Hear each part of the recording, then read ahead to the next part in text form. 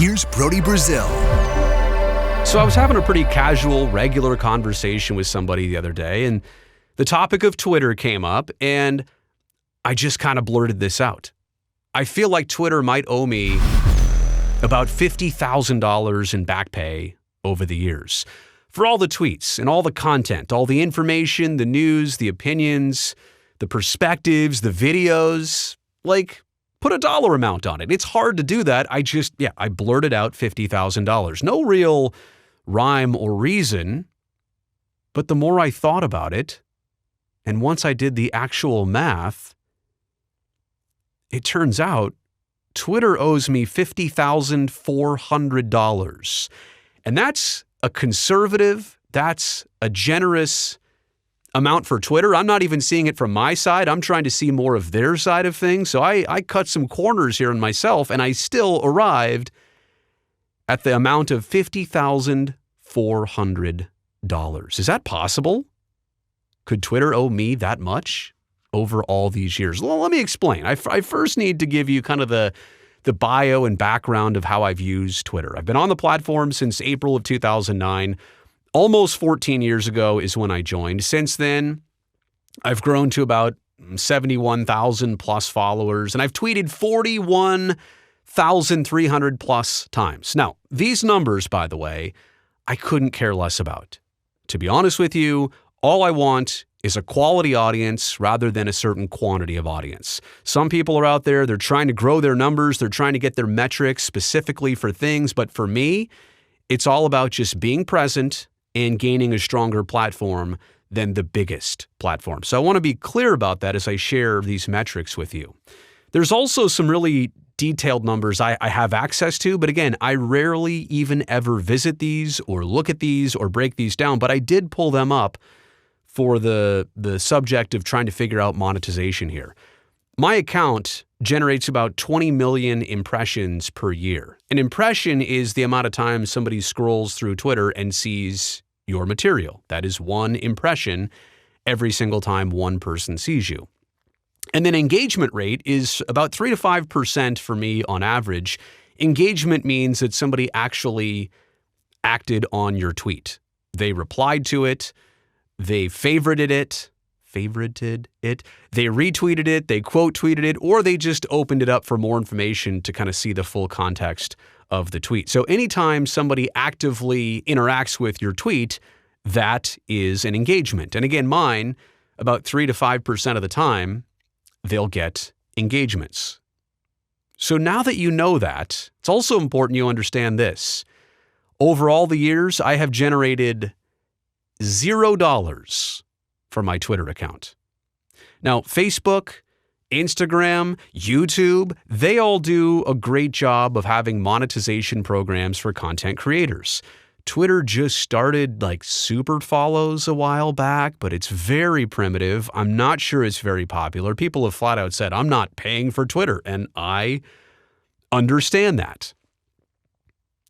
These other platforms have figured out how to pay back creators. But for me on Twitter, the amount, 14 years, all those hours, all that effort, zero, nothing, 0.0 zilch. I'm doing this for free. Think about this for a second. Just stop right here. How many other things would you put that much time and effort and priority into knowing that you are going to get $0 in return for almost 14 years? That's like saying, hey, be an intern at our company. Oh, wait, no, you want a promotion to a paying job? No. We're keeping you as an intern this entire time. I've been an unpaid intern for Twitter for 14 years. And look, providing content has proven their company value. Everybody gives them this free content. It's made Twitter valuable, I guess, to the tune of $44 billion. But I've got nothing out of it. And I'm a small sliver of the pie. Imagine how much some other people are thinking they could earn. Okay, so we'll move on from that. Here are some things that I've got from Twitter, though. I want to be fair. I don't want to cry, oh, poor me, I deserve better. I mean, I have gained some things in being on Twitter. There's a reason I've stayed on.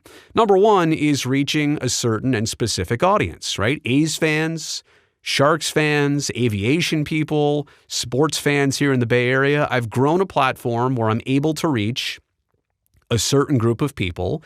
And I'm also not only able to reach them, but I'm also able to get their feedback and their interaction. So to me, in my line of work, being a broadcaster, that's huge. A lot of other people in my position are aiming to have something like this. Through Twitter, I've also been able to grow content and other platforms, grow them well because of Twitter. For example, I've got a cool video on YouTube. I'll link to that on Twitter. Or I've got something on Instagram that you need to see that's only on Instagram. Great. I'll share it with my Twitter audience. Twitter has been strong for me in that way. So again, there is some value, there is some worth to having Twitter for growing other content and other platforms.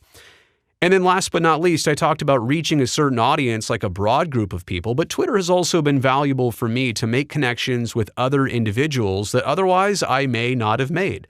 I wouldn't be rubbing elbows with this person or that person, but because we're both on Twitter and I have the ability to access them, there have been, again, some connections made there that were otherwise not likely or not possible. So there are redeeming values to being on Twitter. You're not going to make a dime off it, but you can get these things. So let me do the math here. YouTube versus Twitter monetization. Now, I could have chose Facebook or Instagram. I'm a little bit less familiar with those. The way YouTube works is quite simple, and so I'm going to transpose that onto Twitter. On YouTube, you can assume that you make about $7 per 1,000 views that have ads on your YouTube channel. Every time somebody clicks a video and there's an ad, that's one. So $7 per 1,000 views on YouTube. And that number varies by season, by account, by location, by content. Could be $5 per 1,000 views, could be $15 per 1,000 views. I'll just, again, conservatively pick the amount of $7. So I want to undershoot everything here. So now that we know that, let's go back to my Twitter account here. 20 million impressions, right? So that's a finite number we understand. Instead of doing 5% engagement, I'm going to knock it down to 3% engagement, right? Let's just choose the minimum number here for me, that only 3% of people engage with my tweets instead of 5, which I know sometimes it is. But that comes up to about 600,000 tweets per year that get engaged for me on Twitter. So let's call a tweet, an engaged tweet, a view. Somebody not only saw it, but they did something to it. They interacted with the tweet almost like playing a video on YouTube. So 600,000 tweets, and if I know that you get $7 per 1,000 views with ads on YouTube, 7 times 600, right? That's the math, gets me to $4,200 a year on Twitter. For, again, the most conservative estimates, for the lowest of cuts against me and favoring Twitter, but that's still $4,200 a year. I also told you a minute ago, I've been on the platform 14 years. Let's even cross off the first 2 years. Let's pretend my audience wasn't big enough, or for 2 years I really wasn't good at it. I'm even cutting off 2 years of 14. I'm calling it a dozen years. 4,200 times 12 years, $50,400. Let me tell you this, $4,200 a year, that's nothing to blink at. I will gladly pocket that. $50,400 in a dozen years. Think about what I could buy if I put all of that aside and saved it up. That's big money. That's important money. For some people, maybe that's not a big deal over that span of time, but it means something. And so I wasn't kidding. You know, I did the math on this when I first punched this in, and I thought, wait a second, this is going to get me real close to $50,000 that I just kind of, spurted out. Turns out I was right there.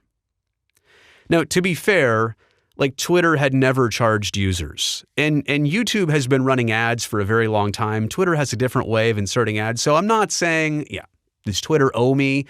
No, not necessarily. We can't go back in time. Like, we can't change how things have been. Twitter had never, until recently, charged anybody for the service or any type of perks or anything like that. So Twitter had always held kind of a free and open mentality financially. You could advertise on there, And I guess you could pay to promote certain tweets, but Twitter had never really gone full scale like ads on tweets like YouTube does. So there is a difference there. And yeah, ads do not play before tweets. I understand that. So this is a total apples and oranges conversation as I do YouTube versus Twitter. But at the same respect, if we're talking apples and oranges here, is Twitter from the past and Twitter from the future, are those going to be apples and oranges too? Because if we are talking about charging people $8 a month and charging for different things and Twitter's going to be different, are we going to start paying creators? Are we going to start monetizing the platform like a lot better, like you need to be doing to compete with YouTube and Instagram and Facebook? Because quite honestly, why would I keep this up if it's now going to take in money and do advertising and still give people $0 in return? It's just something to think about moving forward. The mentality of where you spend your time, your effort as a creator, should it be on Twitter? Because yeah, they not only owe me $50,000, they owe me $50,400, and I will come for that last $400. You better believe it. All right, that's my simple math. Let me know what you think about this. Am I right? Am I completely wrong? Is there something to this? Do you have a dollar amount that you realistically can do the math on and you feel like you're owed? Let me know all of that in the comments section below.